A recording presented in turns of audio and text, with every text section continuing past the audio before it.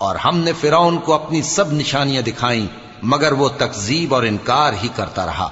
کہنے لگا کہ موسیٰ، کیا تم ہمارے پاس اس لیے آئے ہو کہ اپنے جادو کے زور سے ہمیں ہمارے ملک سے نکال دو؟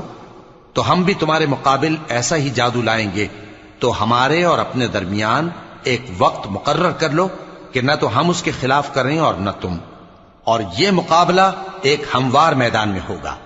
موسیٰ نے کہا کہ آپ کے لیے یوم زینت کا وعدہ ہے، اور یہ کہ لوگ اس روز دن چڑھے اکٹھے ہو جائیں۔ تو فرعون لوٹ گیا اور اپنے سامان جمع کر کے پھر آیا۔